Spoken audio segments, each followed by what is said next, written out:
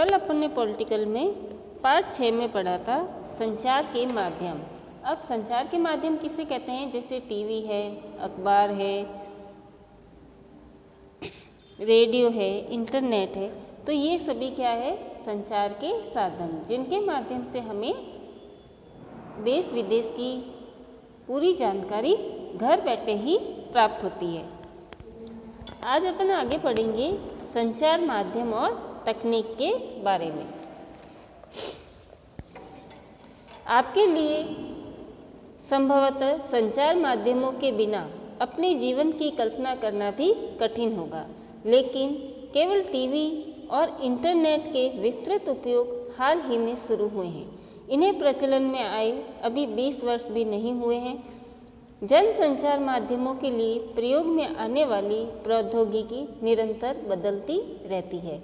अब जैसे जैसे विकास हुआ है, प्रौद्योगिकी का विकास हुआ है, टेक्नोलॉजी बढ़ी है, वैसे वैसे ही संचार के माध्यमों का भी विकास हुआ है।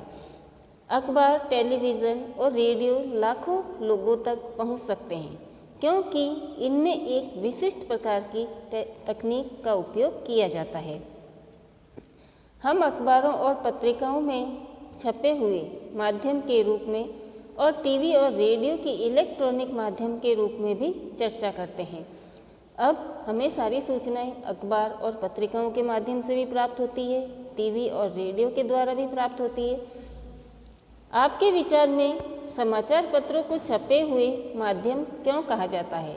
आगे पढ़ने पर आपको पता चलेगा कि ये नाम संचार माध्यमों द्वारा प्रयोग में लाई जा रही तकनीक से संबंधित है। अब समाचार पत्र छपे हुए होते हैं, टीवी, रेडियो से जो हमें सूचनाएं मिलती है वो इलेक्ट्रॉनिक होती है, तो ये अलग अलग होने की वजह से इनका नाम भी अलग अलग रखा गया है और अलग अलग टेक्नोलॉजी से ये संबंधित होते हैं। नीचे दिए गए चित्रों से आपको पता चलेगा कि पिछले सालों में जनसंचार माध्यम के इस्तेमाल में लाई जा रही तकनीक किस प्रकार बदली है और आज भी बदलती जा रही है। और जैसे जैसे हमारा देश देश का विकास होता जा रहा है, वैसे वैसे संचार के माध्यमों में भी परिवर्तन हमें देखने को मिलता है। आज व्हाट्सएप है, इंटरनेट है, फैक्स है, कई तरह की टेक्नोलॉजी बढ़ गई है। तकनीक तथा मशीनों को बदलकर अत्याधुनिक बनाने से संचार माध्यमों को अधिक लोगों तक पहुंचने में मदद मिलती है। और जैसे जैसे टेक्नोलॉजी में परिवर्तन हुआ है और आधुनिक मशीनें वगैरह काम में ली जा रही है, तो उससे क्या है कि ज़्यादा से ज़्यादा लोगों तक सूचनाएं पहुंचाने में मदद मिलती है। इससे ध्वनि और चित्रों की गुणवत्ता में सुधार आता है, लेकिन तकनीक इससे भी अधिक कुछ करती है। यह हमारे जीवन के बारे में सोचने के ढंग में परिवर्तन लाती है। उदाहरण के लिए आज हमारे लिए टेलीविज़न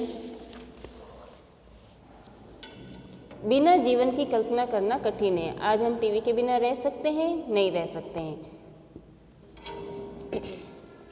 टेलीविज़न के कारण हम अपने आप को विश्व समाज का एक सदस्य समझने लगते हैं और टीवी की वजह से ही हमें पूरी जानकारी घर बैठे ही मिल जाती है, सुन भी सकते हैं और हम फेस टू फेस उसे देख भी सकते हैं। टेलीविज़न में प्रदर्शित चित्र सैटेलाइट और केबल के विस्तृत जाल के माध्यम से अत्यंत सुदूर देशों तक पहुंचाए जाते हैं। और ये सब किसके कारण होता है? सैटेलाइट और केबल के माध्यम से। इसके कारण हम संचार के अन्य भागों के समाचार और मनोरंजन कार्यक्रम देख सकते हैं और हम विश्व के अलग अलग भागों के समाचार है और भी कई मनोरंजक कार्यक्रम हैं, वो सभी हम देख सकते हैं। हम टीवी पर कार्टून भी देखते हैं।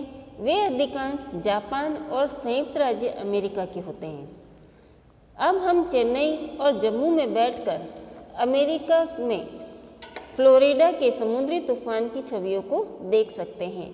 तो टेलीविज़न ने दुनिया को बहुत पास ला दिया है और अब हम कह सकते हैं कि टीवी के माध्यम से हम घर बैठे ही देश विदेश की खबरें सुन सकते हैं, देख सकते हैं।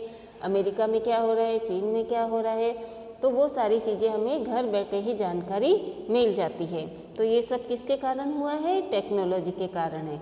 और जिन साधनों से हमें जानकारी प्राप्त होती है वो कहलाते हैं संचार के साधन। अब हम कल पढ़ेंगे संचार माध्यम और धन। धन्यवाद।